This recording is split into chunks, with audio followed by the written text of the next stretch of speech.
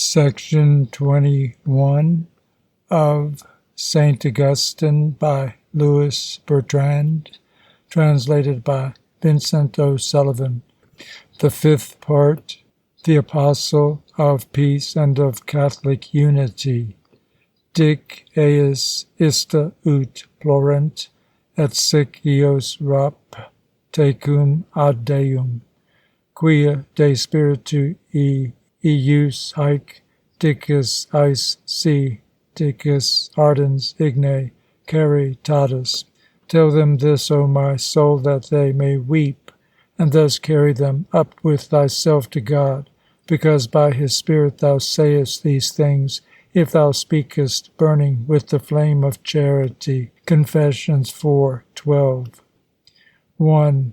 The Bishop of Hippo. In his monastery, Augustin was still spied upon by the neighboring churches, who wanted him for their bishop. They would capture him on the first opportunity. The old Valerius, fearing his priest would be taken unawares, urged him to hide himself, but he knew by the very case of Augustin, forced into the priesthood in spite of himself, that the greatest precautions are useless against those determined to gain their ends by any means. It would be safest to anticipate the danger. He determined, therefore, to share the bishopric with Augustin, to have him consecrated during his own lifetime, and to indicate him as his successor. This was against the African usage, and what was more, against the canons of the Council of Nice, though it is true that Valerius, like Augustine himself, was unaware of this latter point. But surely the rule could be waived in view of the exceptional merits of the priest of Hippo. The old bishop began by sounding Aurelius, the primate of Carthage, and when he was satisfied as to the agreement and support of this high personage, he took the opportunity of a religious solemnity to make known his intentions to the people. Some of the neighboring bishops, Megalius, bishop of Guelma and primate of Numidia, among them being gathered at Hippo to consecrate a new bishop, Valerius announced publicly in the basilica that he wished Augustin to be consecrated at the same ceremony. This had been the wish of his people for a long time. Really, in demanding this honor for his priest, the old bishop did no more than follow the wish of the public. Immediately his words were received with cheers. The faithful, with loud shouts, demanded Augustin's consecration. Megalius alone objected. He even made himself the voice of certain calumnies, so as to have the candidate put aside as unworthy. There is nothing astonishing in such an attitude. This Megalius was old. He died a short time after, and like all old men, he took the gloomiest view of innovations. Already in the face of settled custom had Valerius granted Augustine the right to preach in his presence, and see now, by a new sinking, he was attempting to place two bishops at once in the see of Hippo. Whatever this young priest's talents might be, enough had been done for him, a recent convert into the bargain, and what was still more serious, a refugee from the Manichaeans. What was not related about the abominations committed in the mysteries of those people? Just how far had Augustine dipped into them? They snarled against him everywhere, at Hippo and at Carthage too, where he had compromised himself by his excessive zeal. Catholics and Donatists alike gossiped. Megalius, a punctilious defender of discipline and the hierarchy, no doubt gathered up these malevolent rumors with pleasure. He used them as an excuse for making Augustine mark time, so to speak. Commonplace people always feel a secret delight in humiliating to the common rule those whom they can feel are beings of a different quality from themselves. One of the slanders set abroad about Valerius' priest, Megalius seems to have believed. He allowed himself to be persuaded that Augustine had given a philtre to a woman, one of his penitents whom he wished to possess. It was then the fashion among the pious to exchange eulogies or bits of holy bread to signify a spiritual communion. Augustine was said to have mixed certain magic potions with some of these breads and offered them hypocritically to the woman he was in love with. This accusation started a big scandal, and the remembrance of it persisted long, because 5 or 6 years later the Donatist Petilian was still repeating it. Augustine cleared himself victoriously. Megalius avowed his mistake. He did better. Not only did he apologize to him he had slandered, but he solemnly asked forgiveness from his fellow bishops for having misled them upon false rumors. It is probable that sometime during the inquiry he had got to know Valerius' coadjutor better. Augustine's charm, taken with the austerity of his life, acted upon the vexed old man and altered his views. Be that so or not, it was at any rate by Megalius, bishop of Guelma and primate of Numidia, that Augustine was consecrated bishop of Hippo. He was in consternation over his rise. He has said it again and again. We may take his word for it, yet the honors and advantages of the episcopate were then so considerable that his enemies were able to describe him as an ambitious man. Nothing could agree less with his character. In his heart Augustine only wished to live in quiet. Since his retreat at Cassicium, fortune he had given up, as well as literary glory. His sole wish was to live in pondering the divine truths and to draw nearer to God. Videte et gustate quam mittis sit Dominus. O taste and see that the Lord is good. This, perhaps, of the whole Bible is the verse he liked best, which answered best to the close desire of his soul, and he quotes it oftenest in his sermons. Then to study the holy writings, scan the least syllables of them, since all truth lies there. Well, a whole life is not too much for such labor as that, and to do it one should sever all ties with the world, take refuge forbiddingly in the cloister. But this sincere Christian analyzed himself too skillfully not to perceive that he had a dangerous tendency to isolation. He took too much pleasure in cutting himself off from the society of mankind to enshroud himself in study and meditation.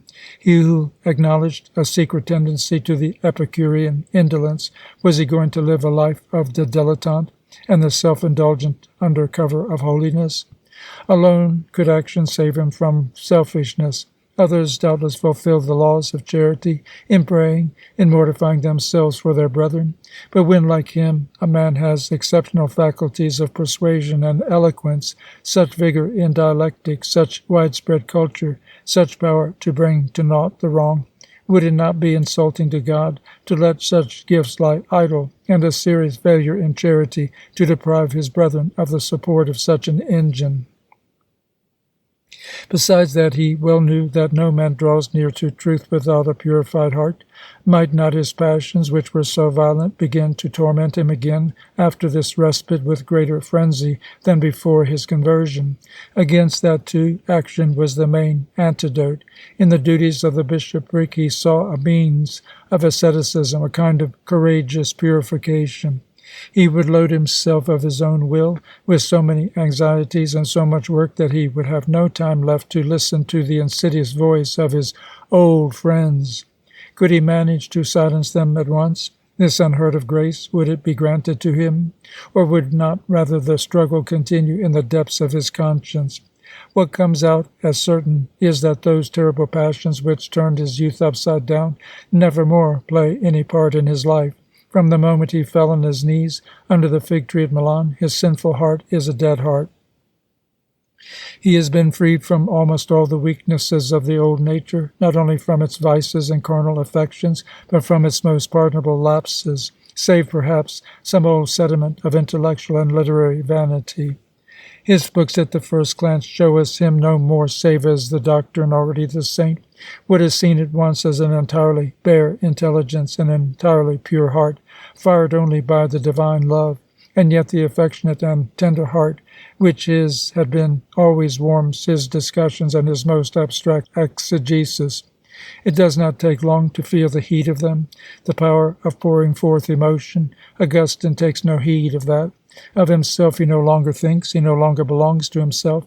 If he has accepted the episcopate, it is so as to give himself altogether to the Church, to be all things to all men.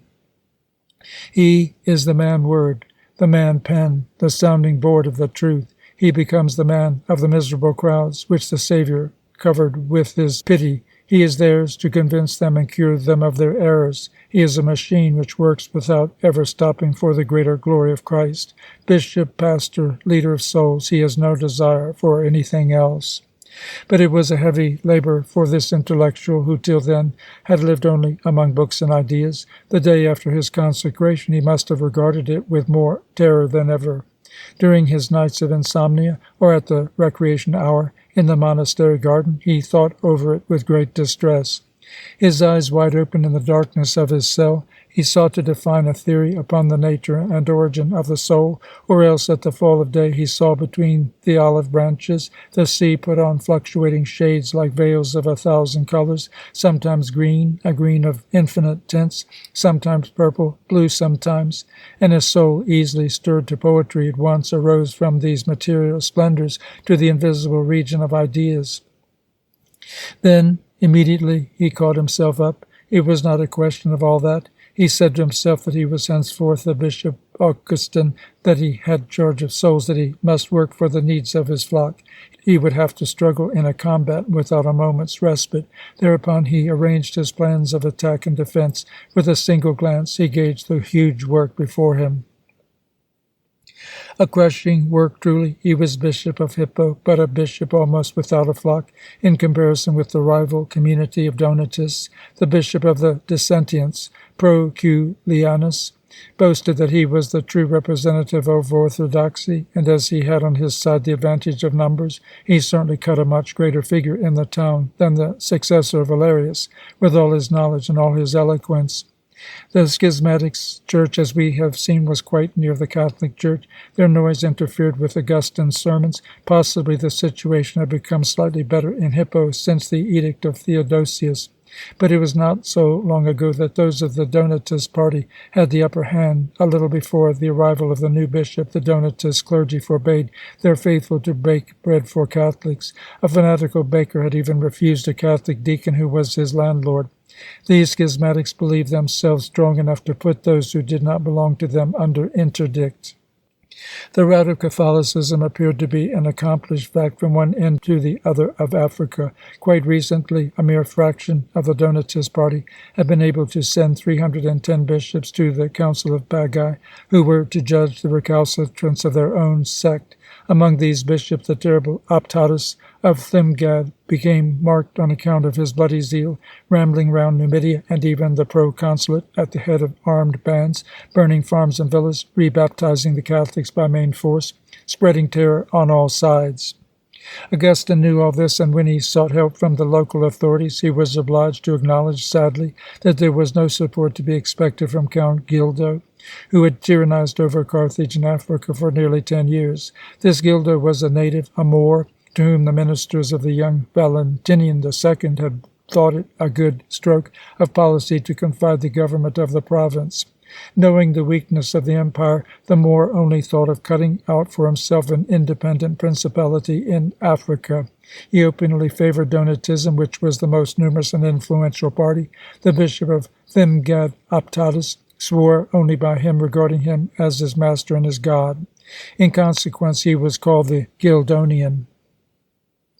Against such enemies, the imperial authority could only act irregularly. Augustine was well aware of it. He knew that the Western Empire was in a critical position.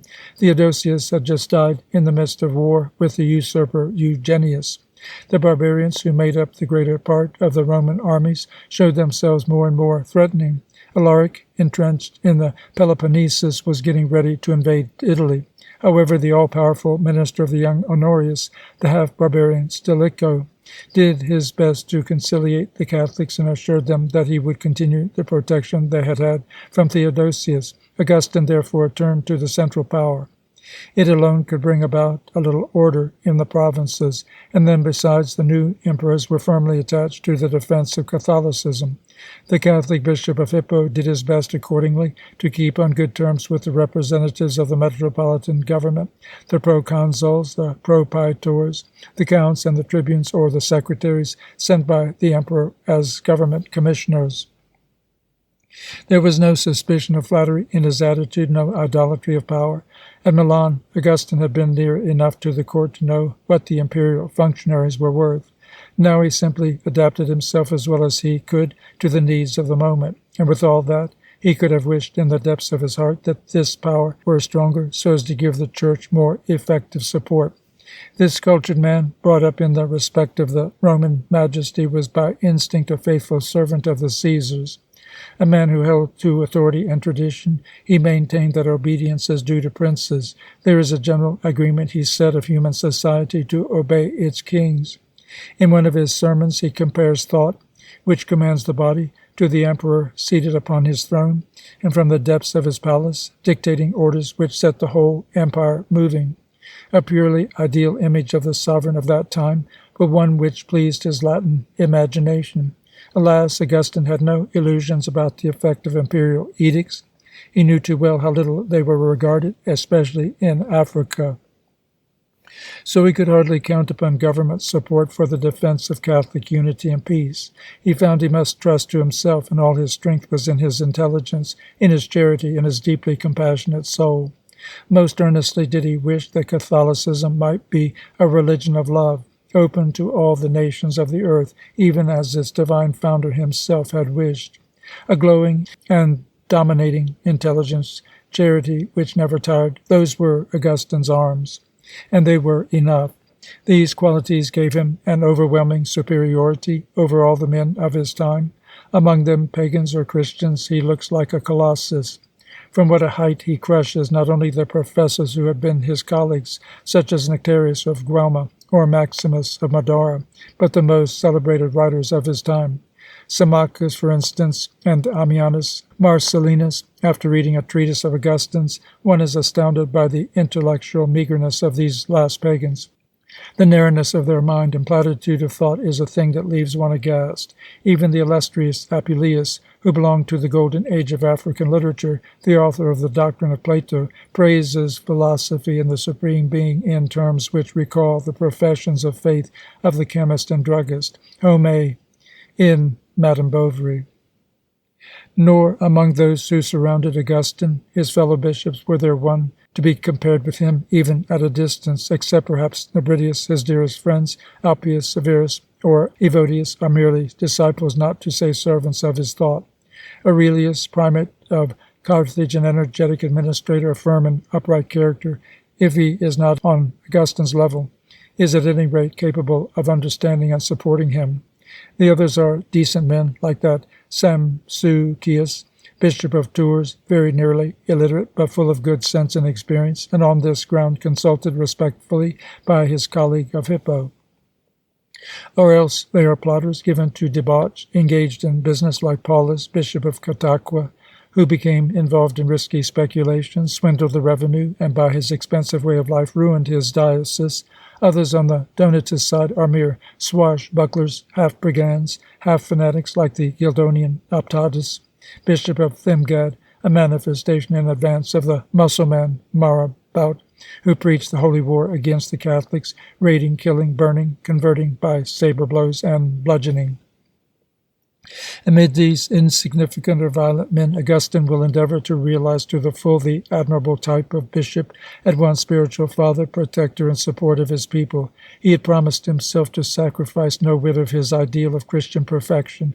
As bishop, he will remain a monk, as he did during his priesthood, beside the monastery established in Valerius' garden, where it is impossible to receive properly his guests and visitors. He will start another in the episcopal residence. He will conform to the monastic rule as far as his duties allow. He will pray, study the Scriptures, define dogmas, refute heresies. At the same time, he means to neglect nothing of his material work.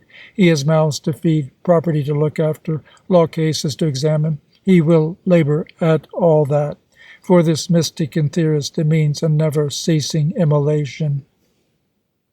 First, to give the poor their daily bread. Like all the communities of that time, Hippo maintained a population of beggars. Often enough, the diocesan cash box was empty. Augustine was obliged to hold out the hand, to deliver from the height of his pulpit pathetic appeals for charity.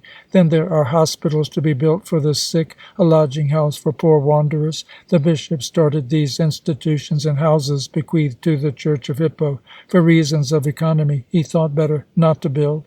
That would overload his budget. Next came the greatest of all his cares, the administration of church property. To increase this property, he stipulated that his clergy should give up all they possessed in favor of the community, thus giving the faithful an example of voluntary poverty. He also accepted gifts from private persons, but he also often refused these. For example, the bequest of a father or mother who, in a moment of anger, disinherited their children. He did not wish to profit by the bad feelings of parents to plunder orphans. On another side, he objected to engage the church in suits at law with the exchequer upon receiving certain heritages. When a businessman at Hippo left to the diocese his share of profits in the service of boats for carrying government stores, Augustin came to the conclusion that it would be better to refuse. In case of shipwreck, they would be obliged to make good the lost corn to the treasury, or else to put the captain and surviving sailors to the torture to prove that the crew was not responsible for the loss of the ship. Augustin would not hear tell of it. Is it fit, he said, that a bishop should be a ship owner, a bishop a torturer? Oh no, that does not agree at all with a servant of Jesus Christ. The people of Hippo did not share his views. They blamed Augustin's scruples. They accused him of compromising the interests of the church. One day he had to explain himself from the pulpit. Well, I know, my brothers, that you often say between yourselves, why do not people give anything to the Church of Hippo? Why do not the dying make it their heir? The reason is that Bishop Augustin is too easy. He gives all back to the children. He keeps nothing. I acknowledge it. I only accept gifts which are good and pious. Whoever disinherits his son to make the church his heir, let him find somebody willing to accept his gifts. It is not I who will do it, and by God's grace, I hope it will not be anybody. Yes, I have refused many legacies, but I have also accepted many. Need I name them to you? I will give only one instance. I accepted the heritage of Julian. Why? Because he died without children. The listeners thought that their bishop really put too fine a point on things. They further reproached him with not knowing how to attract and flatter the rich benefactors.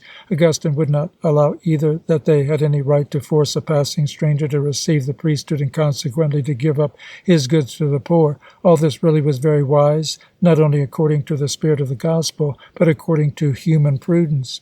If Augustine, for the sake of the good fame of his church, did not wish to incur the accusation of grasping and avarice, he dreaded nothing so much as a law case. To accept lightly the gifts and legacies offered was to lay himself open to expensive pettifogging. Far better to refuse than to lose both his money and reputation. So were reconciled in this man of prayer and meditation, practical good sense with the high disinterestedness of the Christian teaching. The bishop was disinterested. His people were covetous. The people of those times wished the church to grow rich because they were the first to profit by its riches. Now these riches were principally in houses and land. The diocese of Hippo had to deal with many houses and immense fundi, upon which lived an entire population of artisans and freedmen, agricultural laborers, and even art workers, smelters, embroiderers, chiselers on metals. Upon the church lands, these small people were protected from taxes and the extortions of the revenue officers, and no doubt they found the episcopal government more fatherly and mild than the civil. Augustine, who had made a vow of poverty and given his heritage to the poor, became, by cruel irony, a great landowner as soon as he was elected Bishop of Hippo. Doubtless he had stewards under him to look after the property of the diocese. This did not save him from going into details of management and supervising his agents. He heard the complaints not only of his own tenants, but also of those who belonged to other estates and were victimized by dishonest bailiffs. Anyhow, we have 1,000 signs to show that no detail of country life was unfamiliar to him. On horseback or muleback, he rode for miles through the country about Hippo to visit his vineyards and olivets. He examined, found out things, questioned the workmen, went into the presses and the mills. He knew the grape good to eat and the grape to make wine with. He pointed out where the ensilage pits had been dug into marshy land, which endangered the young corn. As a capable landowner, he was abreast of the law, careful about the terms of contracts. He knew the formulas employed for sales or benefactions. He saw to it that charcoal was buried around the landmarks in the fields, so that if the post disappeared, its place could be found. And as he was a poet, he gathered on his course a whole booty of rural images, which later on went to brighten his sermons. He made ingenious comparisons with the citron tree, which is seen to give flowers and fruits all the year if it be watered constantly, or else with the goat who gets upon her 2 hind legs to crop the bitter leaves of the wild olive. These journeys in the open air, however tiring they might be, were, after all, a rest for his overworked brain. But there was one among his episcopal duties which wearied him to disgust. Every day he had to listen to parties in dispute and give judgment. Following recent imperial legislation, the bishop became judge in civil cases, a tiresome and endless work in a country where tricky quibbling raged with obstinate fury. The litigants pursued Augustin, overran his house, like those fellows in dirty burnous who block our law courts with their rags. In the secretarium of the basilica, or under the portico of the court leading to the church, Augustin sat like a Mussulman Khadi in the court of the mosque. The emperors had only regulated an old custom of apostolic times in placing the Christians under the jurisdiction of their bishop. In accordance with St. Paul's advice, the priests did their utmost to settle differences among the faithful. Later, when their number had considerably increased, the government adopted a system not unlike the capitulations in countries under the Ottoman suzerainty. Lawsuits between clerics and laymen could not be equitably judged by civil servants who were often pagans. Moreover, the parties based their claims on theological principles or religious laws that the arbitrator generally knew nothing about. In these conditions, it was natural enough that the imperial authority should say to the disputants, "Fight it out among yourselves." And it happened just at the moment when Augustin began to fill the see of Hippo that Theodosius broadened still more the judicial prerogatives of the bishops. The unhappy judge was overwhelmed by law cases. Every day he sat till the hour of his meal, and sometimes the whole day when he fasted. To those who accused him of laziness, he answered, "I can declare on my soul that if it were question of my own convenience, I should like much better to work at some manual labor at certain hours of the day, as the rule is in well-governed monasteries, and have the rest of the time free to read or pray or meditate upon the Holy Scripture, instead of being troubled with all the complications and dull talk of lawsuits." The rascality of the litigants made him indignant. From the pulpit he gave them advice full of Christian wisdom, but which could not have been much relished. A suit at law, according to him, was a loss of time and a cause of sorrow. It would be better to let the opponent have the money than to lose time and be filled with uneasiness. Nor was this, added the preacher, in all good faith, to encourage injustice, for the robber would be robbed in his turn by a greater robber than himself. These reasons seemed only moderately convincing. The pettifoggers did not get discouraged. On the contrary, they infested the bishop with their pleas. As soon as he appeared, they rushed up to him in a mob, surrounded him, kissed his hand and his shoulder, protesting their respect and obedience, urging him, constraining him to busy himself about their affairs. Augustin yielded, but the next day, in a vehement sermon, he cried out to them, "Descredite a me maligni. Go far from me, ye wicked ones, and let me study in peace the commandments of my God."